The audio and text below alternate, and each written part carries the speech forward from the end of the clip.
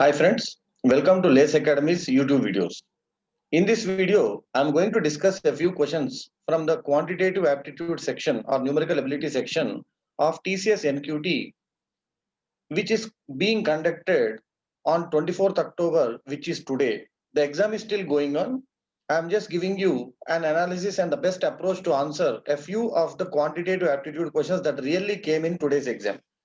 Let us see what are the questions given and how we can approach them with the best answering method using our logics. If 5 power x into 3 power y is equal to 225 into 405, then what is the value of x power 2y minus 3x? So here we have to simply see what 5 powers and what 3 powers are there in the given two numbers. We know that 225 is 15 square. 15 square is nothing but 5 into 3 whole square, which is 5 square into 3 square. 405 is 5 into 81, which I can write as 5 into 3 power 4. So we can see x value is the power of 5, which is 3. Y value is the total power of 3, which is 6. So it's asking 3 power 2y, 2 6s 12 minus 3x, 3 3 is 9. So what is 3 power 12 minus 9? 3 power 3. What is 3 cube? 27. A straightforward question asking you whether you know how to split these numbers into 5 powers and 3 powers. Now let us see the next question. What is the diameter of a right circular cylinder of height 6 centimeter if its curved surface area is 5 times the sum of the area of its two circular surfaces? Curved surface area of a cylinder is 2 pi rh is equal to 5 times of the sum of the area of two circular faces is 2 pi r square. So we can see 2 pi getting cancelled and an r get cancelled. So straight away we are getting h equal to 5r. When h equal to 5r, r should be equal to h by 5. H is given as 6 centimeter. So R should be h by 5, 6 by 5, which is 1.2 centimeter. That means the radius of the cylinder is 1.2 centimeter. Is asking the diameter of the cylinder. So 2.4 centimeter is the answer for you. Let's see the next question. The mean of a set of data is 5. Mean actually means average. So average of a set of data is 5. What will be the average if 10 is subtracted from each data? Average actually means each value. If each value is decreased by 10, average also decreases by 10. So he's asking what is 5 minus 10? 5 minus 10 is minus 5. This is a very straightforward question. Let's see the next one. What is the sum which when divided among XYZ in the ratio 3 is to 5 is to 7 would give 8,000 rupees more to Z than when it is divided among the ratio 11, 15, 19? So same amount when divided by 357 ratio is giving Z 8,000 rupees more than when it is divided by 11, 15, 19 ratio. So here totally there are 15 parts. Here totally there are 45 parts. So the amount that I'm going to divide among XYZ with a perfect extra value, which is a round figure, should be divisible by 15 and 45. So first I'll be seeing out of the options, which are the values which can be divisible by 15 and 45. 175 cannot be divided by 15 or 45. 135 can be divided by 15 and 45 both. 120 cannot be divided by 45. 180 can be divided by both. So options should either answer should be either of these. So if I verify one option, if that doesn't actually get the answer, the other should be the answer. So 357 total 15 parts. When 135,000 is divided into 15 parts, each part is 9,000 because 15 nines is 135 and 7 nines will be given to Z, which is 63,000. When the same 135,000 is divided into 45 parts, because 45 threes is 135, Z will be getting 19 threes 57. So the amount, the difference between these two amounts is 6,000, but we have to get 8,000 difference. So 135 doesn't satisfy the condition, so 180 should be the answer. Straightforwardly, I'm not going into any complication. I'm directly taking the options verification because I know the tables. 15 nines 135, 7 nines 63. 45 threes 135, 19 threes 57. Difference is 6,000. Straightforward answer. Now let's see the next question. 96 men were engaged building a wall of length 18 kilometer in 4 weeks. After a week, only 4 kilometer was finished. How many more men need to be engaged to finish the work in time? Now, these people who are already working, 96 men, are completing 4 kilometers in 1 week. The total work needed is 18 kilometers. So 4 kilometers like that, 4.5 times is 18 kilometers because 4.5 into 4 is 18. So they need 4.5 weeks normally to complete. If the same 96 men work, already 1 week is over. So they still need 3.5 more weeks to do the work. But we have only 3 weeks because total time left available to us is 4 weeks only, out of which 1 week is over. So 3.5 weeks work is to be now completed within 3 weeks. That means we have to increase the number of people or workforce by the same proportion. So 3.5 by 3 is the proportion by which the number of people have to increase. 3.5 by 3 can be written as 7 by 6. 7 by 6 actually implies that we have to increase the workforce by 1/6. So we have to get 1/6 extra. What is the already present workforce? 96. So we need 1/6 of 96 extra, which is 16. He is simply asking whether we know this proportion or not. Nothing else is needed, no complication. 3.5 weeks work is to be done in 3 weeks. The workforce is to be increased by the same proportion, 3.5 by 3, which is 7 by 6, which means 1 by 6 increase and 1 by 6 extra. So if you know 6 into 16 is 96, your answer is straight away. No other formula, nothing is needed. Straightforward answer. And if you are not able to understand how these proportions come, you can just go through the video of proportions concept in our LACE Academy channel, which gives the entire concept of proportions. Straightforward, no formula, nothing, no shortcut, no trick, nothing else. Let's see next question. In an exam, 5 marks are awarded for every correct answer and 2 marks are removed for every wrong answer. So for every wrong answer, we are losing 7 marks. A student scored 32 marks in that exam. If 4 marks were awarded for every correct answer and 1 mark was removed for every wrong answer, he would have scored 34. So here 5 marks are lost for every wrong answer. If he attempted all the questions, how many questions were there in the test? We can do it in many ways. I'm directly taking the option of verification. If all 14 questions were correct, he should have got 70. And he scored only 32. So instead of 70, if he is getting 32, he is missing 38 marks. But we know that every wrong answer actually misses only 7 marks. 7 cannot perfectly divide 38. So perfect round figure or integer number of wrong questions cannot be obtained. So 14 cannot be the answer. Let's verify 20.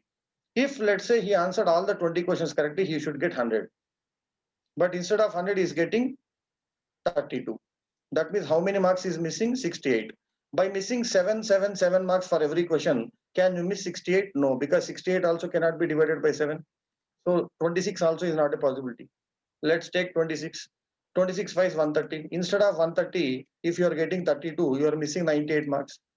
Can you miss 98 by missing 7? Yes, because 14 sevens is 98. So 14 wrong answers. Perfect. Next, same 26 questions are there if the second condition is there. If all the questions were correct with 4 marks, he should have got 104, but he scored 34. So how many marks are missed?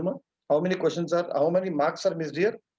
70 marks. And here every question is missing 5 marks. So we know that 14 5 is 70. Perfect. 14 wrong answers. 26 is the correct answer. This is a simple game of table of 7 now. Simple game of table of 7. This and this will not give the marks we are missing divided by 7. Here we are getting a chance. So I verified for the second question also. So answer is 26. I don't want to go into any unnecessary equations because I know 7 table and I know how to use 7 table here. Right? If you are not understood what I said, you can just go through the repetition of the same explanation. You can get what I'm saying. Let's see the next question. A file of cadets means your NCC cadets, right? Consisting of 10 rows and 5 columns, measures 420 meters in length. So when they all are walking in a column, this entire length of the cadets is 420 meters in the direction of their marching. So this is the direction of their marching, let's say. How much time it would take to cross a stretch of 3 kilometers if the stride of each cadet is 80 centimeter and he takes 57 strides per minute. Basically, this is to be taken as a train of 420 meters length, very simple. And it is traveling with this speed, 80 centimeters for every stride and 57 strides per minute. So what is the total distance it travels? Each person travels in every minute 57 into 80. What is 57 into 80? 5 into 80. 5 into 80 is 400, 456, 4560. So these many centimeters, the total cadets group is traveling. And its own length is 420, it has to cross 3 kilometers. When a train crosses a long object, it has to cross the total length, which is 3,420 meters. Has to be traveled in 4,560 centimeters. 560 centimeters, I can say 445.6 meters. So this is a question is asking basically. So how fast can you crack this is the most important thing. 3420 by 445.6, right? Or I can say 34200 by 456. You can say. And if you don't want to take it 456, you can make it 57 into 80 also. That's not a problem. So that 80, actually speaking, for 57 at 8, 456. Now you can crack it. How to crack it, you can see. Can you crack it by 8 or not? But when we calculate this, we actually get 75. Let's see how. I'm cutting by 3 ma. 3 11s 33, 3 4s. And this is 19. I know that 19 6s. So 600 by 8 is 75. So what do you mean by 75 minutes? It means 1 hour 15 minutes. So basically it's all about 4560 centimeters for every minute, or you can say 45.6 meter per every minute. And it has to totally travel 3420 meters because 3 kilometers with 420 meters extra. So this is the question that he asked. 75 minutes. Let's see what is given next. If x plus 10% of 240, x plus 10% of 240 is 60% more than x percent of 180. Okay. X plus 10% of 240 is x percent of 240 plus 10% of 240. I'll let it as 240% x plus 24 is 60% more than x percent of 180. 60% more than means 160%. 160% of 180% x. 160% of 180% means 60% of 180 extra. 18 6 is 108. 180, 108 extra means 288. So 288% x. This is what he's saying. If I rearrange, I can say 48% x equal to 24.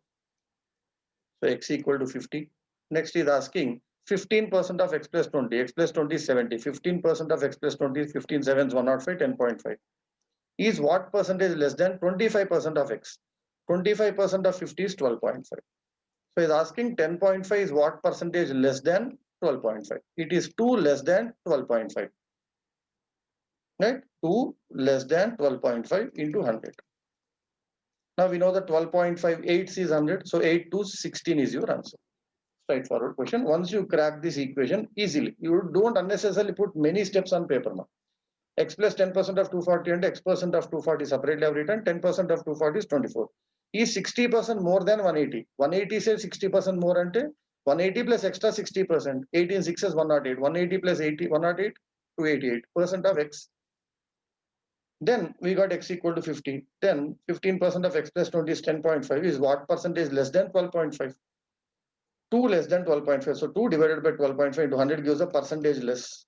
So if you see the questions that we have taken here, there are, frankly speaking, not many questions where we are wasting time. Here we need not waste any time. Here we need not waste any time. Here we need not waste any time. Here also we need to just understand 7 tables usage. Here direct question where we know proportions. Here we are again using the tables knowledge. And here this is the only place where you may be taking a bit of time, but don't worry, time is not a constraint in TCS, but all questions need not be used with the time. This also is a place where you need to understand 48% of 24. You can see 48 goes there, 24 by 48 is half. Half is 50. That's why I got directly 50 here because percentage goes there becomes 100. So by using some small logics, small observations, understanding the concept properly, you can easily get the answers of the questions. So I'll be presenting more questions of verbal ability as well as reasoning also in my next video.